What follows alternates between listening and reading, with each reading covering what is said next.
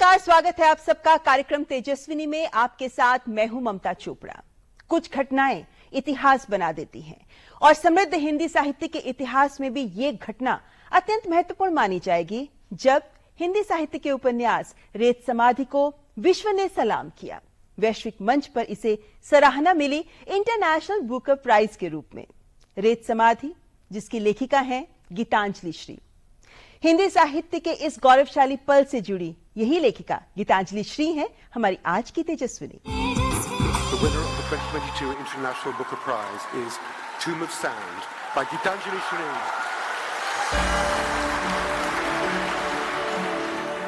गीतांजलि श्री हिंदी साहित्य की ऐसी लेखिका जिन्होंने अपने मन की गहराइयों में कुलबुलाती सोच को अक्षरों में गढ़कर जब कहानी के रूप में रचा तो उसे विश्व मंच पर सम्मान मिला।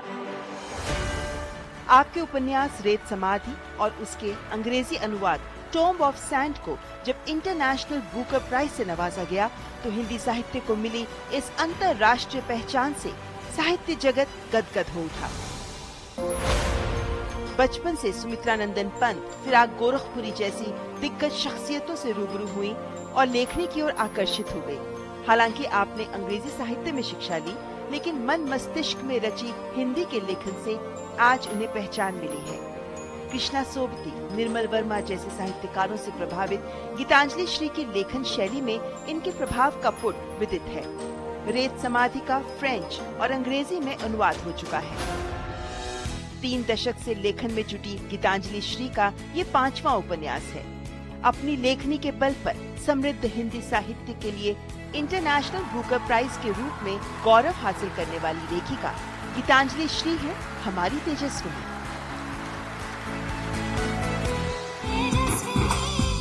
तो आइए करते हैं मुलाकात गीतांजलि जी से। गीतांजलि, बहुत बहुत स्वागत है आपका तेजस्विनी कार्यक्रम में। बहुत बहुत धन्यवाद। और सबसे पहले आपको ढेरों ढेरों शुभकामनाएं इस इंटरनेशनल बुकर प्राइज के लिए। शुक्रिया।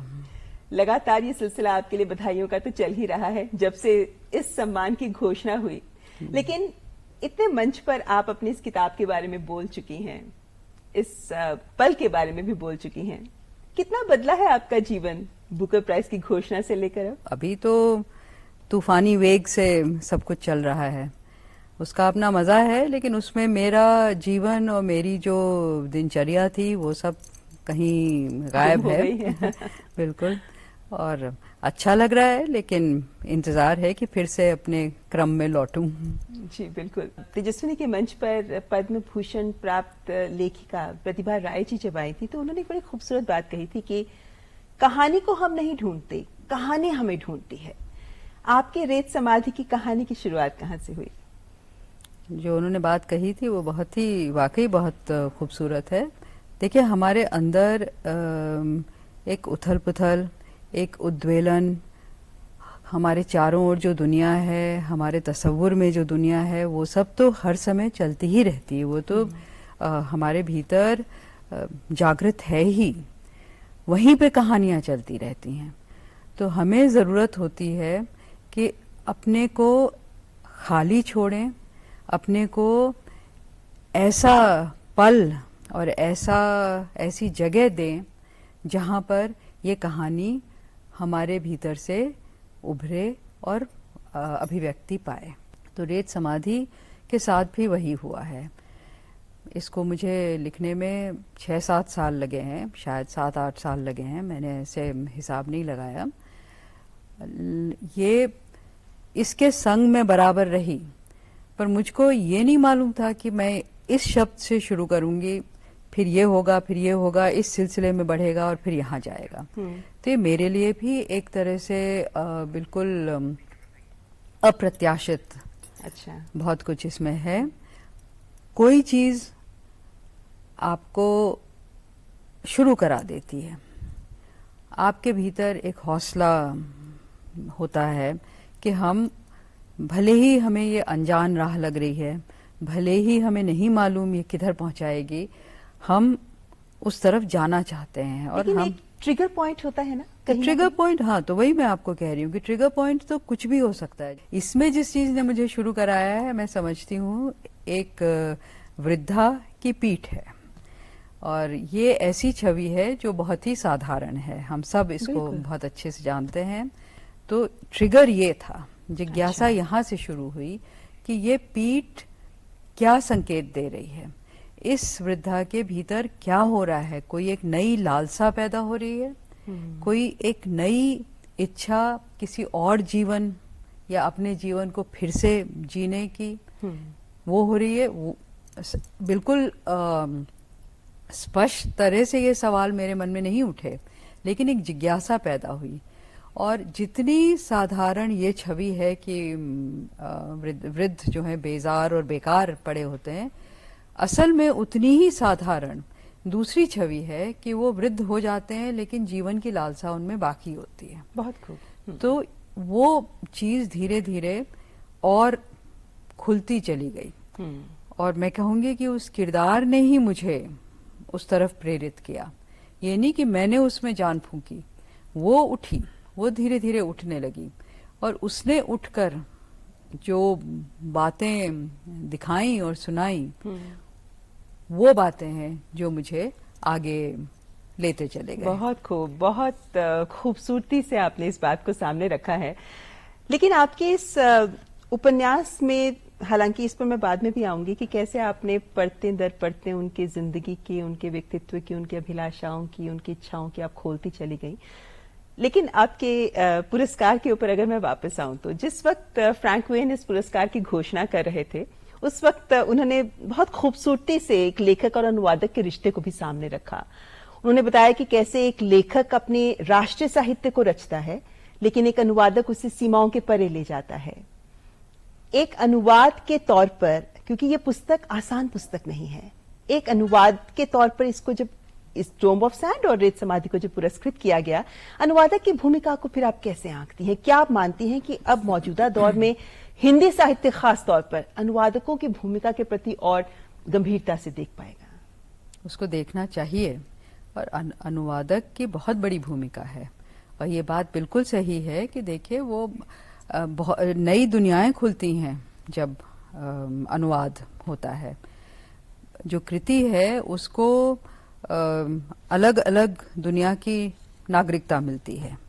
तो वो तो बिल्कुल बहुत ही सुंदर बात है और होनी चाहिए। और हमें इसी तरह से हमें मिली हैं कृतियां बाहर से। भाई रूसी साहित्य हमें और कैसे मिला है? बिल्कुल। हम लोग जो, मेरे ज़माने में कम से कम, मैं जब पढ़ती थी, यूनिवर्सिटी में थी, रूसी साहित्य का बहुत बोलबाला था। तो वो सब हमें अनुवाद से ही मिला है जी। और उसने हमें गढ़ा है, हमारे अंतर्मन को, हमारी अंतर चेतना को बहुत प्रेरणा दी है और उसी ने बनाया है बहुत हद तक। तो ये तो बहुत ही बड़ी बात है। अनुवाद को तो हम किसी भी तरह से कम करके नहीं देख सकते हैं। मैं समझती हूँ, मैं इसमें बहुत ही खुशनसीब हूँ कि मुझे जो अनुवादक मिली वो बहुत ही लायक निकली। और आपने ये किताब पढ़ी है तो इसका एक पूरा एक खिलंदड़ा अंदाज है, गंभीर भी है किताब। उसके जो मूल बातें हैं वो गंभीर हैं, लेकिन जो कहने का ढंग है वो बहुत खिलंदड़ा भी है। उसमें बहुत अलग शैली है। हाँ, और बहुत मजाक का पुट भी है। आपको वो आत्मा, उसकी आत्मा पहचाननी है और आपको उसका जो मूड है उसके संग आपको भी एक में खोना पड़ेगा। और वो खूबी उनमें है। उनको भी मजा आ रहा था कि ये तरह तरह से इसको खेला गया है और इधर जाता है उधर जाता है। जिसको वो मजा नहीं आएगा वो सिर्फ शब्दों का अनुवाद करेंगे। तो उसने तो बहुत अच्छा काम किया है। मैंने पूरा अनुवाद जब वो किताब के तौर पे आया नहीं पढ़ा, लेकिन हम लोगों की क्योंकि इतनी लंबी और इतनी तफसील से बातचीत होती थी, तो मुझे मालूम है कि वो किस तरह से उसमें घुसी। उनसे वार्तालाप करके मुझे भी इसके बारे में बहुत कुछ पता चला। हालांकि ये पहले फ्रेंच में ट्रांसलेट हुई थी। फ्रेंच और यानी मोंतो ने कहा था कि ट्विटर पे कहीं अफवाह थी कि भाई इसको तो ट्रांसलेट करना नामुमकिन है। लेकिन ये फ्रेंच में भी ट्रांसलेट हुई, इंग्लिश में भी ट्रांसलेट हुई और इसको पुरस्कार भी मिला। गीतांजलि जी, यहाँ आपसे अनुरोध कि आप हमें अपनी पुस्तक से कोई अंश पढ़कर सुनाए। उसकी हंसी नहीं मिल रही थी और उसका जीना दूभर हो चला कि खो गई है या थी ही नहीं उसके पास। ए बताओ कि किरदार वही क्यों जो है, गरीब के घर में धन किरदार, बदसूरत के जीवन में सुंदरता, भारत में पाक और अमेरिका खलनायक और नायक, अंधे का मुख्य किरदार आंख और लंगड़े का टांग, निघरी के जीवन में घर किरदार, बेरोजगार के जीवन में नौकरी, उड़ी नींद के जीवन में सोती, और बस करना चाहे हो तो बस देख लो कि हर किसी के जीवन में जो नहीं है वो ही असल किरदार। इसलिए इस बेटे के जीवन में हंसी। शीतल टैंक्स के साथ करिए जल सुरक्षा की तैयारी, क्योंकि जल सुरक्षित तो कल सुरक्षित। शीतल वाटर टैंक्स। कावेरी रंग छायो, खुशियों से मन गायो, कावेरी रंग छायो। कावेरी मेहंदी कोन, हाथों पर उतरे प्यार के गहरे रंग। तुझे क्या हुआ है? शादी हो गई ना यार। बट सीरियसली महीने में एक बार तो मिलना चाहिए। हाँ, मेरे बाप की एयरलाइंस है ना। अरे 3 महीने में एक बार तो मिल सकते हैं। करेक्ट, पर कहाँ? इधर मेरे घर। तुझे कोई परमानेंट लैंडलॉर्ड मिल गया क्या? Permanent landlady. प्रिया ने कहा हर महीने किराया देने से अच्छा है अपनी EMI भरो। तो हम किराएदार से मकान मालिक बन गए। मतलब ये घर तुम लोग का है? सच्ची? बट सीरियसली गाइस, किश्तों से रिश्ता जोड़ो, किराया तो पराया होता है। आसान किश्तों में home loans. Bank of India, रिश्तों की जमा पूंजी। पेड़ लगाओ, पानी बचाओ, अपनों का भविष्य उज्जवल बनाओ। IME Sahibabad, Ghaziabad, NCR 27 years of excellence in higher education offers Radhika scholarship up to 50% of college fees. Power Grid, a Maharatna PSU of Government of India, largest transmission utility of country, embarked on one such remarkable journey to establish one nation, one grid, one frequency, culminating into one electricity market. Power Grid, transmitting power, transforming lives. हमने फसल बीमा योजना को अधिक प्रभावी बनाया, उसके दायरे में ज्यादा किसानों को लाए। नहीं है डर, नहीं फिकर, मिली हमें नई डगर। फसल का करवा के बीमा, किसान की चिंता को छीना। आज ही प्रधानमंत्री फसल बीमा योजना से जुड़ें और निश्चिंत हो जाएं। कृषि एवं किसान कल्याण मंत्रालय, भारत सरकार। जब देश के लिए क्रिकेट खेलो तो हाथ में बल्ला और दिल में जज्बात होने चाहिए। मैं तापसी पन्नू लेकर आई हूँ शाबाश मिठू वंडर सीमेंट के साथ। आइए 15 जुलाई को अपने नजदीकी सिनेमाघरों में और देखिए, जब दिल में हो जज्बात तभी तो होती है एक परफेक्ट शुरुआत।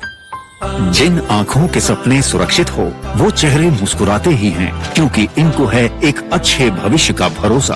और इन जैसे 4 करोड़ लोगों को अच्छे भविष्य का भरोसा दिया है भारत सरकार द्वारा शुरू की गई अटल पेंशन योजना ने। आप भी इनकी तरह अटल पेंशन योजना में पंजीकरण कराएं और 3 लाभ के साथ 60 वर्ष की आयु के बाद आजीवन गारंटीकृत न्यूनतम पेंशन पाने के हकदार बने। अटल पेंशन योजना के तहत पंजीकरण के लिए अपनी बैंक शाखा या डाकघर से संपर्क करें। मैं हूँ UPL का स्वीप पावर। मैं उन आविष्कारी तत्वों से संपन्न हूँ जो कि हर प्रकार के खरपतवारों को खत्म करने की क्षमता रखते हैं। UPL का स्वीप पावर एक बहुआयामी खरपतवार नाशक है जो जिद्दी से जिद्दी खरपतवारों पर जल्द नियंत्रण करता है। UPL का स्वीप पावर सबसे सुरक्षित, सबसे असरदार। मॉनसून में गर्मी से राहत तो मिलती है, पर इस दौरान बीमारी की संभावना भी बढ़ जाती है। बरसात में असुरक्षित भोजन खाने की वजह से खाद्य जनित बीमारियों की संभावना बढ़ सकती है। कुछ अहम चीजें जिनसे हम सुरक्षित रह सकते हैं। खाना पकाने से पहले बाजार से खरीदी गई सभी चीजों को ठीक से धो लें। अपनी और आसपास की स्वच्छता का ध्यान रखें। सिर्फ साफ पानी का ही इस्तेमाल करें। ताजा खाना ही खाएं और उतना ही बनाएं जितनी आवश्यकता हो। बचे हुए खाने को ठंडा होते ही फ्रिज में रख दें ताकि खाने में हानिकारक सूक्ष्म जीवों का विकास न हो। और जब खाएं तो उसे अच्छी तरह गर्म करके खाएं। जल्दी खराब होने वाली चीजें जैसे दूध, दही को तुरंत फ्रिज में रखें। अपने खाने में ताजी और स्थानीय सामग्री का इस्तेमाल करें। काली मिर्च, लहसुन, अदरक, जीरा, धनिया, हल्दी भी शामिल करें। Food safety and standards authority of India द्वारा जनहित में जारी।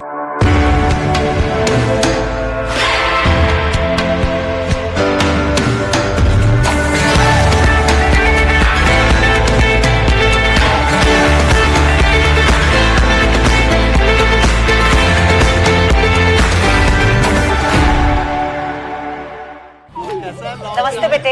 आंटी आप ही को मिस कर रहे थे। अमित कहाँ रह गया बेटे? आता ही होगा। सॉरी सॉरी छोड़ो, गिफ्ट का है? लाया हो ना, एक बर्थडे गिफ्ट में कई बर्थडे गिफ्ट्स। वो कैसे? LIC की Dhanrekha policy, guaranteed benefits, money back, maturity पे फुल पे आउट और सिर्फ हाफ टर्म तक का प्रीमियम पेमेंट। अब फिर पत्नी जी इसके साथ जो चाहे करे, jewellery shopping, house renovation, holiday. और उसके लिए तो टाइम पे आओगे ना? गारंटी। LIC धनरेखा, खुशियों का तोहफा। चल भाई, झुमके बदली कराने हैं। अरे आंटी, ये रही सामने सोने की दुकान, यहाँ से बदलवा लो। पर खरीदा तो उस दुकान से था। अरे अगर हॉलमार्क का निशान है ना, तो कहीं से भी अदला बदली करा लो, वो भी बिना किसी डर के। सच? हाँ, 16 आने। सोना कहीं भी खरीदो, बेचो बेझिझक बेफिक्र, हॉलमार्क के साथ।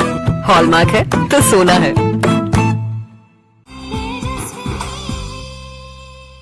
ब्रेक के बाद आपका स्वागत है। आप देख रहे हैं तेजस्विनी, जिसमें आज हमारे साथ हैं जानी मानी लेखिका गीतांजलि श्री। गीतांजलि जी, अभी तक आपने 5 उपन्यास लिखे हैं। ये उपन्यास खासतौर पर एक अलग शैली को प्रस्तुत करता है। आप निर्मल वर्मा, कृष्णा सोपती जी, इनसे प्रभावित भी रही हैं। लेकिन इस उपन्यास की शैली, एक पाठक के तौर पर मैं बात कर रही हूँ कि जब मैं इस उपन्यास को पढ़ रही थी तो एक पाठक के लिए भी आसान पुस्तक नहीं है, ये मैं कहूंगी। एक संगीतमय सी लय जरूर दिखती है, किरदारों को गढ़ा नहीं गया है, किरदार कहानी के साथ खुलते चले जाते हैं। लेकिन जो भाषा है उसके लिए मुझे खुद कई बार पलट कर दोबारा तिबारा पढ़ना पड़ा कि उसके अंश को मैं सही तरीके से समझ सकूं। आप ये मानती हैं कि पाठक के लिए थोड़ी मुश्किल तो है किताब? मुझे तो लगता है इसमें आपको मजा आना चाहिए कि अरे ये कुछ है लेकिन मुझे समझ नहीं आया, तो आप फिर जा रही हैं, आप दोबारा तिबारा लौट रही हैं और फिर वो खुलने लगा आपके आगे। तो ये मजा या ये धैर्य आप में होना चाहिए। चारों ओर देखिए, कौन सी चीज जो है बस उतनी ही होती है, उसके पीछे कुछ और होता है, ऊपर कुछ कहा जा रहा है, सच्चाई कुछ और होती है। जो कहा जा रहा है उसके अलावा जो चुप है उसमें असल बात छिपी हुई है। तो ये सब जब हमारे जीवन का ही अंश है तो हमको कब क्यों परेशानी होती है अगर आप कोई किताब उठाएं और आपको फौरन नहीं वो समझ में आ रही है। देखें तो आपने जो लिखा है और जिस शैली से लिखा है उसको वाकई ये सब अभिव्यक्तियां उसमें मिलती हैं। हाँ। 4 शब्दों में ऐसे गहरे अर्थ छिपे होते हैं जिनको समझने के लिए एक पाठक को भी अपने आप को टटोलना पड़ता है, और शायद वो इस विशेषता है इस किताब की जो एक पाठक के तौर पे हम अनुभव कर सकते हैं। लेकिन एक बात बताइए, क्योंकि रेत समाधि को आपने खुद ही बोला कि 7-8 साल का वक्त लग गया आपको लिखते हुए। मैं ये नहीं कहूंगी कि 7-8 साल क्यों लगे, लेकिन मैं ये जरूर जानना चाहूंगी कि जब हम कोई रचना की कृति करते हैं तो हम उसमें डूब जाते हैं। जैसे आपने कहा आप उसके साथ चल रही थी 7 साल। कितना प्रभावित किया इस लेखन ने, इस कहानी ने आपको एक व्यक्ति के तौर पर इन 7 सालों में? जरूर किया। मैं डूबी, और जब आप इतना डूब जाते हैं तो कहीं ना कहीं आपको ये परेशानी होती है कि अब हम इसमें से निकलेंगे कैसे। हम किसी भी चीज से जब जूझते हैं और उसको खोलने की कोशिश करते हैं, उसके लिए हम अभिव्यक्ति ढूंढते हैं, तो उस प्रक्रिया में ही हमारे लिए भी चीजें खुलती हैं। तो ये मैं भी इसकी पाठक हो जाती हूँ। कहने को लेखक हूँ पर असल में मैं इसको पढ़ रही हूँ। लिखते हुए भी ये मेरे लिए एक पाठ है और वो मुझे भी कुछ देता चला जाता है। इसीलिए मैं हमेशा मानती हूँ कि कृति अंततः उसका अपना अस्तित्व है, मुझसे अलग। तो जब मुझे लोग बुकर के लिए बधाई देते हैं तो कभी कभी मुझे लगता है कि मैं कहूँ, रेत समाधि बहुत बहुत धन्यवाद। ये मैं नहीं, ये इसने किया है। तो वो उसका अलग अस्तित्व है और वो मुझे भी कुछ दे रहा है। एक लेखिका के तौर पर गीतांजलि जी, आपने विशिष्टता ये है कि आपने पढ़ाई तो अंग्रेजी में की है, आप अंग्रेजी में भी किताब लिखती हैं, लेकिन आपने हिंदी में कई किताबें लिखी हैं। और मेरे को ये लगता है कि एक भाषा को एक स्तर तक साधने में ही जीवन निकल जाता है। और अगर हम 2 भाषा में ध्यान भी करते हैं, काम भी करते हैं, तो हम सोचते एक भाषा में, लिखते दूसरे में हैं। लेकिन आपकी कृति से स्पष्ट है कि ये दुविधा कभी आपके सामने आई ही नहीं है। तो कैसे हुआ ये संभव कि बचपन से ऐसा कौन सा माहौल मिला आपको कि आप इन 2 भाषाओं में इतनी बेहतरीन अभिव्यक्ति कर पाई हैं? अगर हम एक से ज्यादा भाषा जानते हैं तो हम ही ज्यादा समृद्ध होते हैं। मैं उस वक्त में पैदा हुई जब भारत अभी नया नया आजाद देश हुआ था।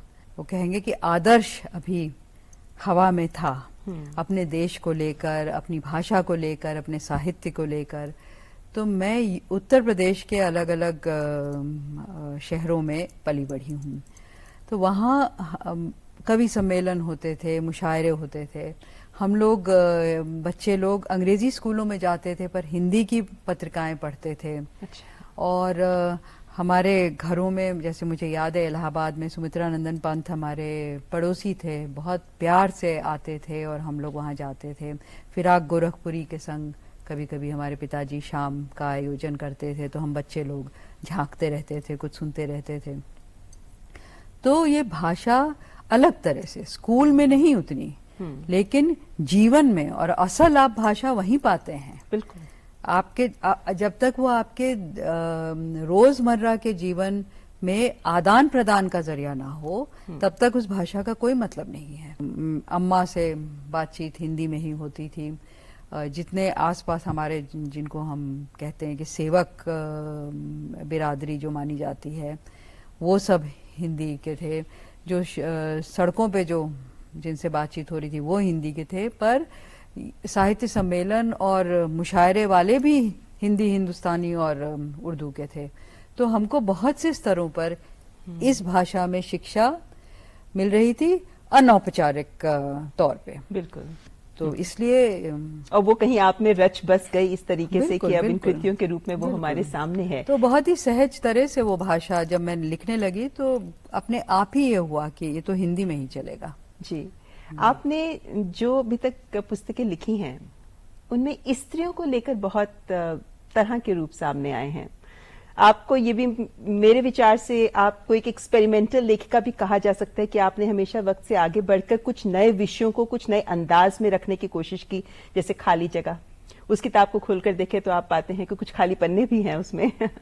तो इस तरीके से अगर हम देखें तो आपके पहली कृति से लेकर उसके बाद अगर हम आगे बढ़ते आते हैं, तिरोहित की बात करें, खाली जगह की बात करें, उसके बाद रेत समाधि की बात करें, स्त्रियों के व्यक्तित्व और जीवन और समाज की परतों को खोलते हुए आप दिखती हैं। क्या ये एक ऐसा विषय हम मान सकते हैं जो आपके दिल के करीब रहा है, जो आपके अनुभवों को परिभाषित करता रहा है? लेखक उन चीजों पे लिखेगी जो उसके भीतर किसी भी तरह की ऊहापोह मचाएंगे, और अक्सर उन चीजों पे लिखेगी जो कहीं दरकिनार पड़े हुए हैं, जिनकी तरफ नजर नहीं गई है, या देखकर भी लोग अनदेखा करते गए हैं। तो वो अपने आप ये बिल्कुल सहज तरह से होगा कि आप उन किरदारों को, उन विषयों को सामने ले आएंगे। आपको लेखन से बहुत संतुष्टि मिलती है, ये तो हम समझ सकते हैं कि लेखन की जिंदगी ऐसी होती है लेखक की। लेकिन इसके अलावा भी क्या कोई ऐसे कार्य हैं जिनसे आपको बहुत सुकून मिलता हो? जीने में सुकून मिलता है, रिश्ते हैं उनसे बहुत अच्छा लगता है। मतलब मेरे रिश्ते, मेरे परिवार के कुछ लोग हैं, मेरी माँ हैं, मेरे पति हैं। मुझे इन सब के संग निभाना और साथ चलना बहुत, मेरे लिए बहुत बड़ी चीज़ है। कभी कभी लगता है कि ये क्या है, असल तो वही है। और बहुत सी जीवन की बहुत सी चीज़ें भाई, मैं थोड़ा बहुत थिएटर से भी जुड़ी हूँ, तो उसमें भी मज़ा आता है। मैं उसको इस लेखन से बहुत अलग मानती हूँ क्योंकि वो बहुत कोलैबोरेटिव लेखन है। तो हम लोग पूरा ग्रुप मिलकर बातें करते हैं और हमारे उस आपसी बातचीत से जो निकलता है, मैं उसके आधार पे कुछ चीजें लिखती हूँ। तो वो मैं उसमें, और फिर जो मैं लिखती हूँ उसको भी जिस तरह से पेश किया जाता है हर स्तर पे, वो मैं खुद देखती हूँ कि ये मेरे शब्द तो यहाँ पर कुछ और होते चले जा रहे हैं। तो मेरे लिए वो बहुत ही, मेरे लिए सुकून की, एक सुकून वाला तजुर्बा है। रेत समाधि को जब इंटरनेशनल बुकर प्राइज मिला तो उसके बाद एक बात जो उम्मीद जाहिर की जाने लगी वो ये कि अब शायद हमारे युवा हिंदी साहित्य को गंभीरता से लेंगे, इस ओर ज्यादा आकर्षित होंगे, ज्यादा गंभीरता से पठन पाठन में भी आगे ध्यान लगाएंगे। आपको लगता है कि ये परिवर्तन आना चाहिए? क्या कहेंगे आप हमारे देश के युवाओं से आज इस मंच से? हमारा जब इतना समृद्ध साहित्य संसार है और भाषा है, तो कोई वजह नहीं बनती है कि आप अपने आप को उससे महरूम रखें। क्यों आप ऐसा करना चाहते हैं? तो आपके घर में है, आपके पास है। अब आज की दुनिया कुछ ऐसी हो गई है कि बड़ी तेजी से वो दूसरी तरफ देख रही है। अंग्रेजी की जरूरत एक दूसरी तरह से हो गई, वो सब ठीक है।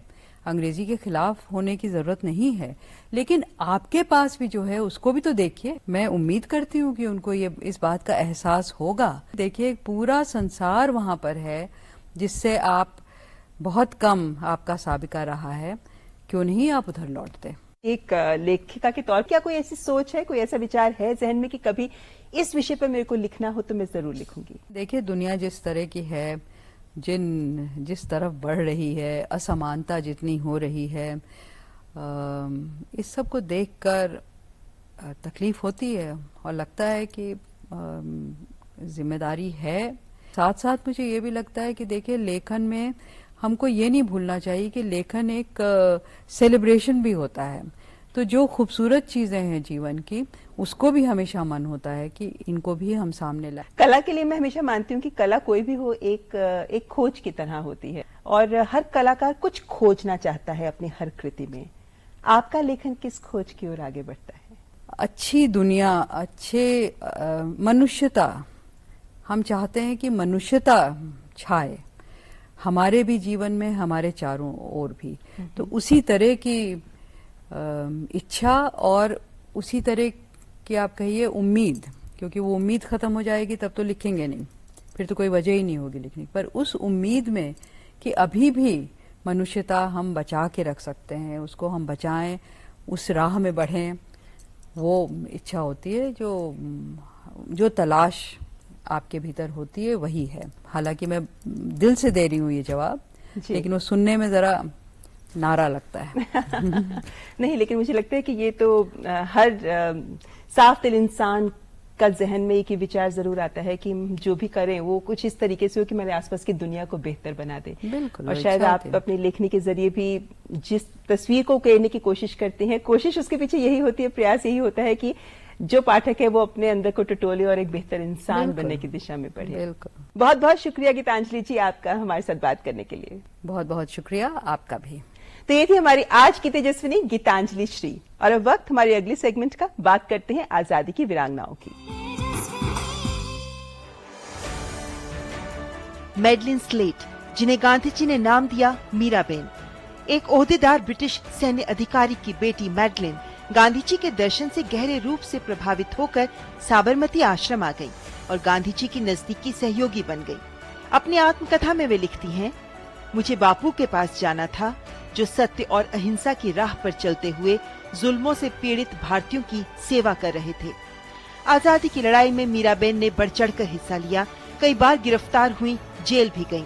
उन्होंने गांधी जी के खादी तथा सत्याग्रह आंदोलन के लिए देश भर में यात्रा की। उन्होंने हरिजन पत्रिका में हजारों लेख लिखकर भी अपना योगदान दिया। 1931 में लंदन में गोलमेज सम्मेलन में वे गांधी जी के साथ सम्मिलित हुईं।